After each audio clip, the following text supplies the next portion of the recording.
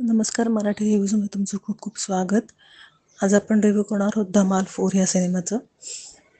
धमाल 4 सिनेमा त्याची जी जी पठडी आहे, त्यांचं जे कॉमेडी असतं त्या लेवललाच हा सिनेमा चालतो. ह्याची स्टोरी तुम्हाला थोडाफार अंदाज असेलच, तरी पण मी थोडक्यात सांगते की जशी सगळ्यांना पैशाची हाव असते, खजाना आपल्याला फुकटमध्ये मिळणार आहे, आपलं लाईफ सुधारणार आहे, ह्या हव्यासापायी जी पात्र आहेत ती सगळी एकत्र येतात, धावपळ करतात तिथे पोचवण्यासाठी. आणि तिथे पोचून त्यांना तो खजाना दिसतो. तो खजाना मिळतो का, त्यांच्या लाईफमध्ये पुढे काय होतं हे दाखवण्याचा प्रयत्न ह्या सिनेमात झालेला आहे. तर हे सगळं बघण्यासाठी तुम्हाला हा सिनेमा बघावा लागेल. ही होती थोडक्यात स्टोरी.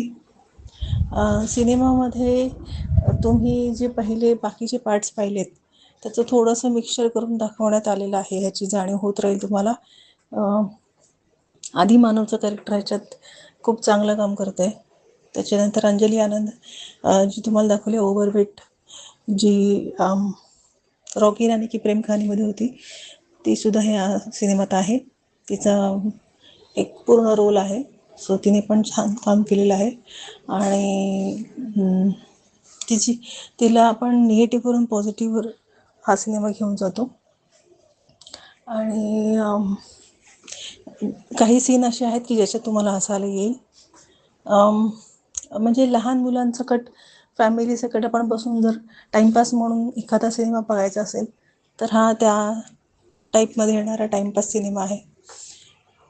सो जास्त डोकं न लावता आपण जर असंच काही हलकं फुलकं बघायचं असेल तर त्या टाईपचा हा सिनेमा आहे, जो नॉर्मली 2 स्टारमध्ये बसेल असा सिनेमा आहे. सो तुमच्याकडे वेळ आहे, तुमच्याकडे पैसा आहे, तुमच्याकडे तुमची फॅमिली आहेत, लहान मुलं आहेत, तर त्यांच्याबरोबर हा सिनेमा तुम्ही एन्जॉय करू शकता. तुम्ही जर म्हणजे मी म्हणेन की अल्फा वेलकम टू द जंगलपेक्षा बेटर आहे हा सिनेमा, नक्कीच.